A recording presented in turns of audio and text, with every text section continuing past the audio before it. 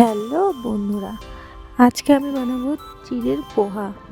তো এই তো চিড়ে ধুয়ে নিয়েছি, আর এখানে পেঁয়াজ কেটে রেখেছি আর একটু লঙ্কা কেটে রেখেছি। তো চলো এবার দেখানো যাক কী করে রান্না করি।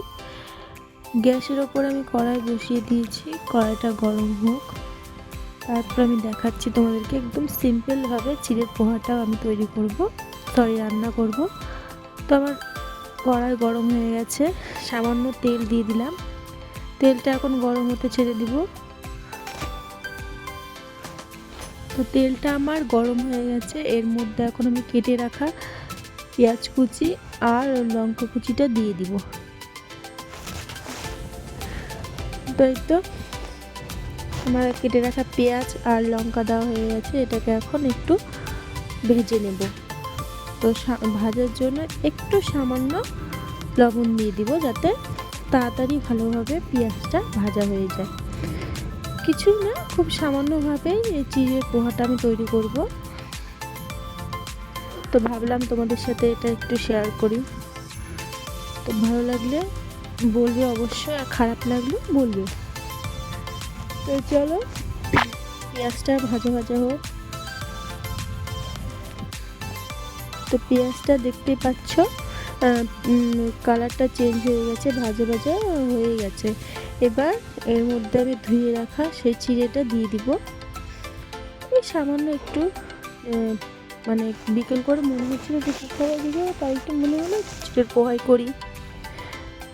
তো সিম্পলভাবেই করছি, সেরকমভাবে কিছুই অ্যাড করছি না এর মধ্যে, সামান্য কিছু পেঁয়াজ লঙ্কা দিয়ে এগুলো দিয়েই করছি আর কি। তো এর মধ্যে ভালো করে মিশিয়ে নিব,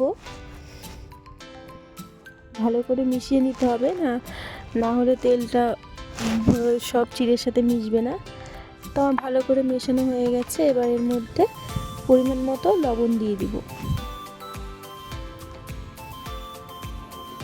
আর বারবার আমি খুন্তিটাকে ভাবে করছিলাম, কারণ কি খুন্তিটার ওপরে না চিড়ে এই সাথে সাথে চিড়ে ছিল, তো আমি ভাবছিলাম যে ওটা তো আর ভালো লাগে না খেতে।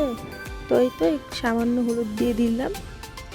আমার মনে হয়েছিল যে আর একটু হলুদ লাগবে, ওই জন্য আবার একটু পরে অ্যাড করেছি। তো দেখে পরিমাণ মতো অ্যাড করে নিব। তো এই তো এবার এটাকে ভালো করে মিশিয়ে নিতে হবে। মিশিয়ে নিয়ে হয়ে গেল আমাদের চিড়ের পোহা।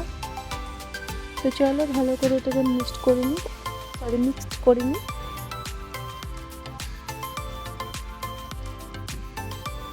আমার মনে হয়েছিল যে হলুদ আর একটু লাগবে, তাই আমি পরে একটু অ্যাড করেছি, তুমি চাইলে নাও দিতে পারো।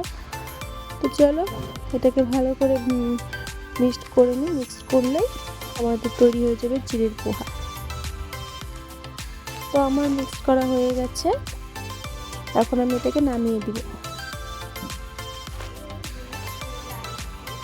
এখন এটাকে আমি নামিয়ে দিব, আমার চিড়ের পোহা একদম তৈরি। তো এই তো দেখতেই পাচ্ছ আমার চিড়ের পোহা একদম রেডি। তো চলো এটাকে এখন খাওয়া যাক। আর ভিডিওটি ভালো লাগলে অবশ্যই একটি like and comment and subscribe করে দিও। টাটা।